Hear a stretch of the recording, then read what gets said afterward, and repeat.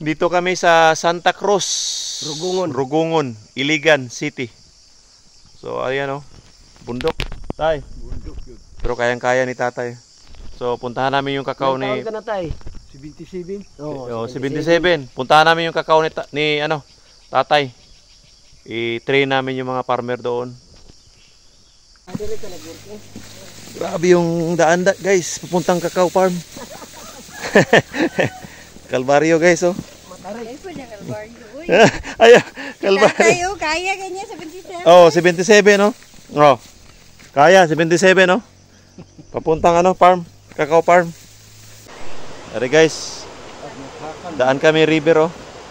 Yan si Bossing, 77 years old. Kayang-kaya pa, oh. Yakang-yaka. Yan, oh, napakatarik. Galing doon. Putang ilog. Then pagkatapos tawiran, ilog. Oh, yan si Ma'am Donna from Iligan City. Ayun, tawid kami sa ilog. Punta doon. Kakao lover. Kakao tutorial, napasubo dito. Ang ganda ng lugar.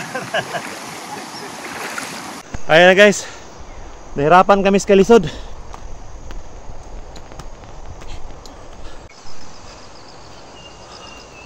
Grabe. Paket.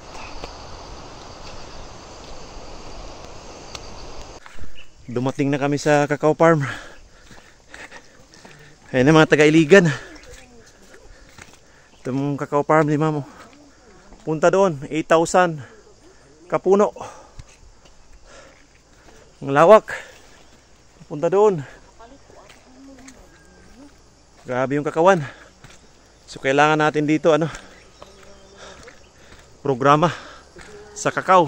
Ayan, may malalaki na. Dro, ang layo, no? Ang layo. Sulit ang lakad. Sulit. Pero nakita mo naman ang lawak nitong lupain ni ma'am. Ang ganda. Oo, ganda. Tapos, pa?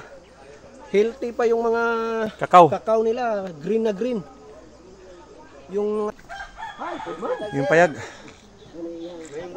Yung buntag. Musta? ang malaya po, sir. Ito yung mga labor ni ma'am. Ayun doon, no?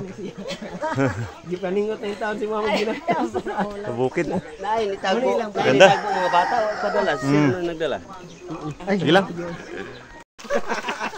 Libre tubig. Sige daw, ikaw na sir, sayo. Libre tubig. Welcome to Santa Cruz, Rugungon. Falls Fire! Libre tubig. Libre tubig. Ano siya, abundance water. Fluent